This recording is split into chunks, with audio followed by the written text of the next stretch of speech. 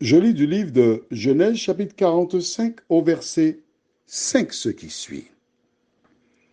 Maintenant, ne vous affligez pas et ne soyez pas fâchés de m'avoir vendu pour être conduit ici, car c'est pour vous sauver la vie que Dieu m'a envoyé devant vous.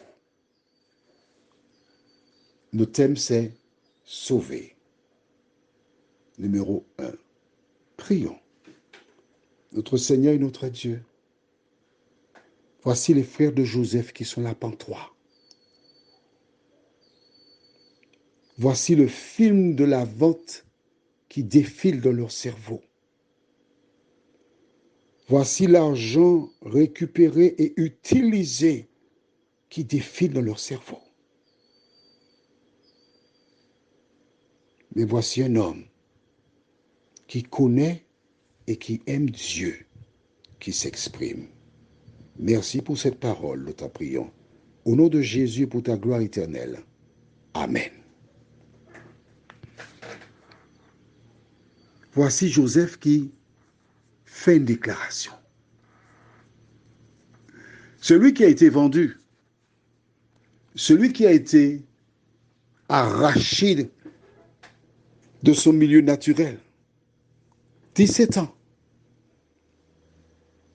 qui n'a pas vu son père, qui a épousé une femme sans son petit frère, ses frères et son père, sans ses sœurs. Il avait de bonnes raisons, humainement parlant, pour en vouloir à ses frères. Mais que dit-il? Ne vous affligez pas. Ne soyez pas dans la peine. Ne vous en voulez pas. Et ne soyez pas fâchés de m'avoir vendu pour être conduit ici. Non. C'est-à-dire qu'il est tellement bon, il est en train de leur dire, ne regrettez pas de m'avoir vendu. Au contraire, vous avez bien fait de me vendre. C'est pas ce qu'il veut dire. Hein. Vois-tu,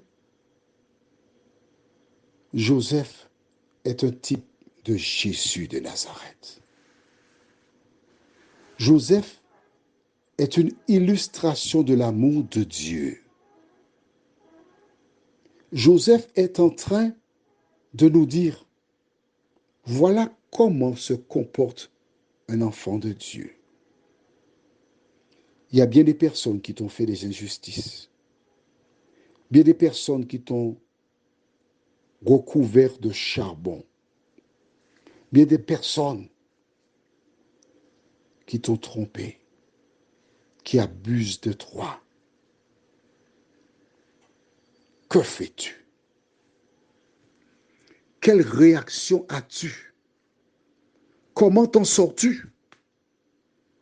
Joseph te donne ce soir la marche à suivre. Pourquoi? Premièrement, parce qu'il était un enfant de Dieu. Deuxièmement, Dieu lui avait donné 2 songes.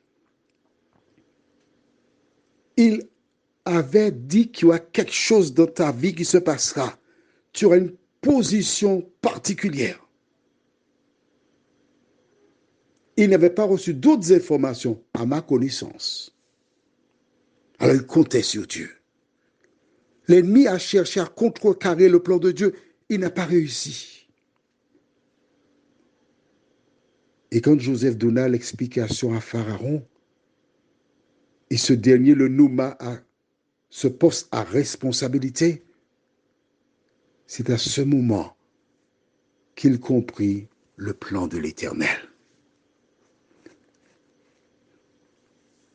Puisque Dieu avait dirigé sa vie, il n'a envoyé aucun messager vers son père pour dénoncer ses frères. Il a attendu. Et voici, les choses se règlent.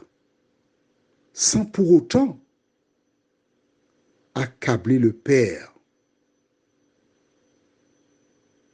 Quand nous suivons la voix de Dieu, quand nous obéissons à sa voix, à sa parole, il n'y a pas de grabuge, il n'y a pas de perte inutile. Prions. Notre Seigneur et notre Dieu, combien nous te sommes reconnaissants pour ce privilège que nous avons de voir comment gérer les conflits. Si par le passé nous nous sommes emportés, nous avons cherché à nous venger, à faire payer les coupables, ce soir, Seigneur, tu nous apprends à travers Joseph comment agir à l'endroit de celles et ceux qui nous ont fait du tort. Joseph connaissait le plan de Dieu pour lui, parce qu'il dit, c'est pour vous sauver la vie que Dieu m'a envoyé. Ce n'est pas vous, c'est Dieu qui m'a envoyé ici. Merci pour ta parole, Seigneur. Aide-nous à la chérir. Et quelles que soient les difficultés que nous puissions rencontrer, de nous aider à nous rappeler que l'Éternel a un projet pour nous.